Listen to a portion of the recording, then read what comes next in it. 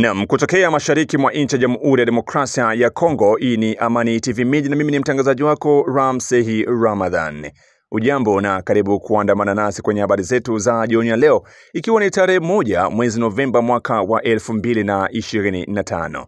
Kama kawaida tuko hapa kukujuza yote yanayojiri sehemu mbalimbali mashariki mwa nchi ya Jamhuri ya Demokrasia ya Kongo, hususan uko kwenye uwanja wa vita ambako mambo yameanza vibaya tarehe 1 mwezi Novemba mwaka wa 2025 jioni ya leo. Mpendwa msikilizaji, kuna mengi ambayo tutakuja kukujuza. Hakikisha tuna subscribe channel hii, una comment, lakini pia una share habari zetu kwa walio wengi zaidi. Hapo tuende sambamba.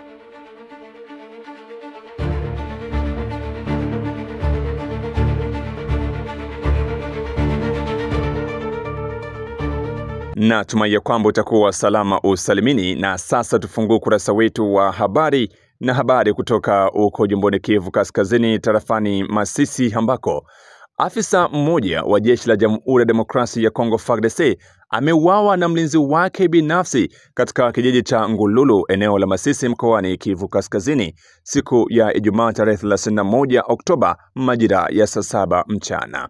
Kwa mujibu wa vyanzo vya usalama eneo hilo, mlinzi huyo alimtuhumu kamanda wake kwa kuto kuwapa askari wake posho walioahidiwa, jambo lililosababisha mzozo mkubwa kati yao.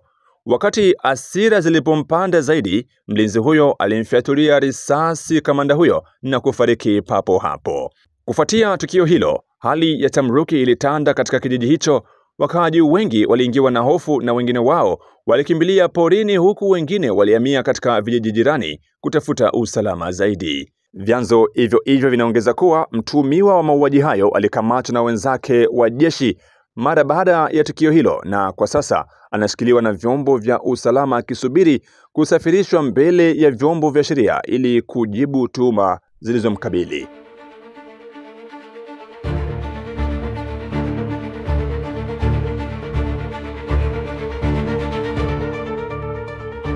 Na tukisalia tu uko Masisi, ni kwamba waasi wa kundi la AFC M23 na wapiganaji wazalendo walipambana mara tena katika kijiji cha Buambo chenye makao makuu yake katika utawala wa Oso Banyungu, eneo la Masisi, mkoani Kivu Kaskazini, siku ya Ijumaa tarehe 31 Oktoba mwaka wa 2025. Kwa mujibu wa vyanzo vyetu vya habari kutoka eneo hilo, ni kwamba baada ya waasi kutwaa eneo la Ndete siku ya Alhamisi, walizindua mashambulio mengine Ijumaa mchana dhidi ya ngome ya wazalendo huko maeneo ya Buhambo kwa lengo la kupanua eneo lao la ushawishi na kulinda ngome yao mpya ya Ndete. Vyanzo hivyo vinaeleza kuwa waasi hao walikutana na upinzani mkali kutoka kwa wapiganaji wazalendo ambao waliweza kuzuia jaribio hilo la kuteka kijiji hicho. Milio ya silaha nzito na nyepesi ilisababisha hofu mkubwa miongoni mwa wakaaji wa vijiji jirani ambao wameingiwa na tamruki kubwa. Hadi sasa idadi kamili ya vifo au uharibifu wa mali kutokana na mapigano hayo haijajulikana. Kwa sasa kijiji cha Buambo kipo bado chini ya udhibiti wa wazalendo ambao wamefanikiwa kuzuia mashambulizi, ingawa hali ya usalama bado inasalia kuwa tete katika eneo hilo. Baada ya mapambano hayo, wazalendo wametangaza kusonga mbele pia kwenda kukomboa maeneo ya Ndete ambayo imeingia mikononi mwa waasi wa AFC M23 siku za hivi karibuni.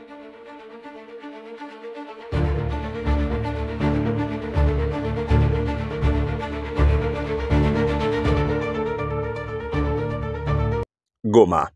Operesheni mpya ya msako imefanywa na waasi wa AFC M23 asubuhi ya siku ya Ijumaa tarehe 31 Oktoba katika mtaa wa Ndosho, manispaa ya Karisimbi, ambapo watu kadhaa wamekamatwa, hasa vijana. Huu ni msako wa 10 kufanywa mwaka huu na waasi wa AFC M23 kufuatia ule wa tarehe 25 Septemba uliotekelezwa katika mitaa ya Mabanga, Side na Kasika kama hatua ya kujibu ongezeko la vitendo vya uhalifu na uwepo wa makundi yenye silaha yanayopingana na waasi hao. Kwa mujibu wa vyanzo kadhaa, kuanzia saa 7 usiku wapiganaji wa AFC M23 walizingira mtaa wa Ndosho karibu na taasisi za Mikeno Islamic na kuwalazimisha wakaaji wote, vijana, watu wazima na wazee, kutoka nje ili kuanzishwa na uchunguzi wa vitambulisho. Ukaguzi huo ulifanyika ndani ya eneo la kanisa la Waadventista la huko Ndosho. Baada ya ukaguzi huo, watu kadhaa walikamatwa, ingawa idadi kamili haijatangazwa rasmi na mamlaka za udhibiti eneo hilo. Watu hao wasiokuwa na hatia wameshakiwa kuwa na ushirikiano na jeshi la taifa FARDC na makundi ya wahalifu wanaendesha vitisho mjini Goma, hasa katika eneo la Ndosho. Vyanzo vingine vinaeleza kuwa msako huo umefanyika kufuatia milio ya risasi iliyosikika usiku wa Alhamisi tarehe 30 Oktoba katika sehemu hiyo hiyo ya jiji.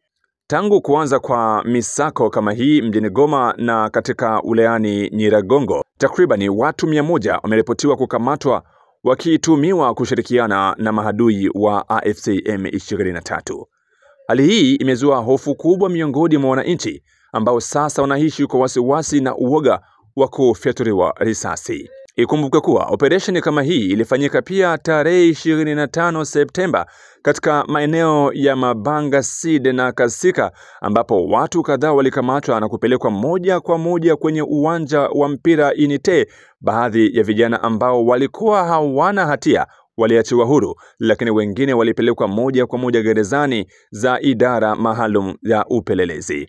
Mashirika kadhaa ya haki za kibinadamu katika eneo hilo yameeleza wasiwasi wao mkubwa, yakihofia kukithiri kwa ukamataji kiolela unaowakumba raia wa Goma wasiokuwa na hatia.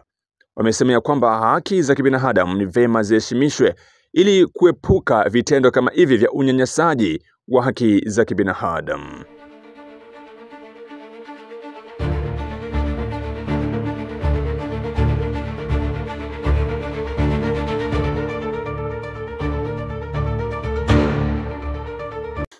Kinshasa.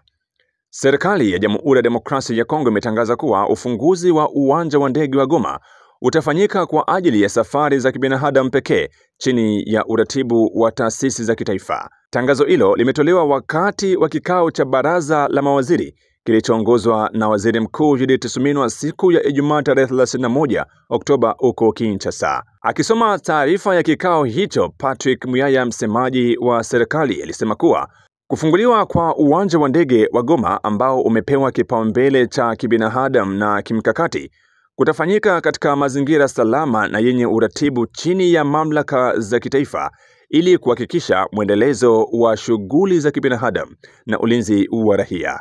Mawaziri wa mambo ya nje na masuala ya kijamii wamepewa jukumu la kuendeleza ushirikiano wa karibu na mashirika ya kibinadamu ili kulinda njia ya upatikanaji wa misaada na kuhakikisha huduma muhimu zinaendelea hata katika maeneo ambako uwepo wa serikali ni mdogo.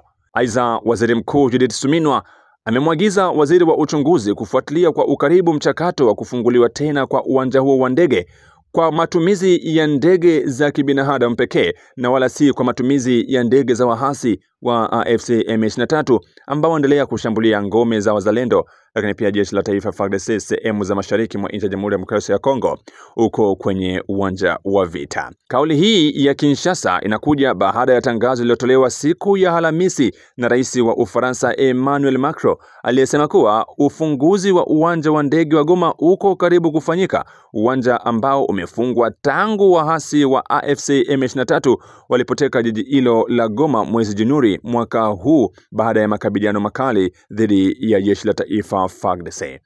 Rais Macron alitoa kauli hiyo wakati wa mkutano wa kimataifa kuhusu amani na ustawi na ukanda wa maziwa makuu ulioandaliwa kwa ushirikiano na nchi ya Togo. Mpendwa wa msikilizaji, Kinshasa imeamuru uwanja wa ndege kufunguliwa kwa sharti la ndege za kibinadamu kufanya kazi zake. Lakini unafikiria maamuzi haya ni mazuri kufungua uwanja wa ndege kipindi hiki ambacho bado jiji la Goma linadhibitiwa na wahasi wa AFC M23? Basi tuandikie hapo kwenye komenti. Lakini nikumbushe kwamba agizo hili la kufunguliwa kwa uwanja wa ndege wa Goma, Rais wa Rwanda Paul Kagame alilikataa kusema kwamba hataki uwanja wa ndege wa Goma ufunguliwe kipindi hiki.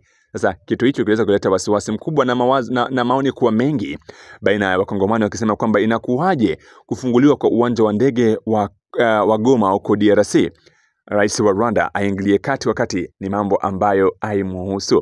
Mpendwa msikilizaji, tuambie kwenye comment ya kwamba je, uamuzi huu ambao serikali inakubaliana nao ni uamuzi mzuri kufunguliwa kwa uwanja wa ndege wa Goma kipindi hiki ambacho bado waasi waendelea kudhibiti mji huo mkuu wa jimbo ya Kivu Kaskazini?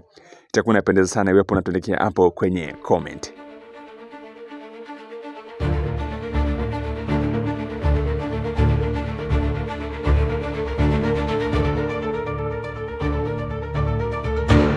Naam, ikiwa ni mara yako ya kwanza kuweza kupitia chaneli yetu, fahamu ya kwamba ulikuwa ukisikiliza taarifa ya habari katika lugha tukufu la Kiswahili kutoka ndani ya mjengo mzima wa Amani TV Media. Matangazo yetu tunayapata moja kwa moja kupitia mitandao ya kijamii kama vile Facebook, YouTube, lakini pia TikTok. Ukiandika tu Amani TV Media, hapo utakuwa unajiunga nasi pasipo na tatizo ile. Lakini pia unayapata matangazo haya vema kabisa kupitia Radio Mutula FM uko Shabunda, ambako nakupeperushia matangazo haya kila siku. Kwa hivyo ili uendelee kupata habari zetu, na kusii tu wewe kusubscribe channel hii, kucomment, lakini pia kushare. Na kwenye comment usisahau kutuambia unatufuata kutoka nchi gani, ili tupate kujua ni wapi ambako wanatufuata kwa wingi zaidi.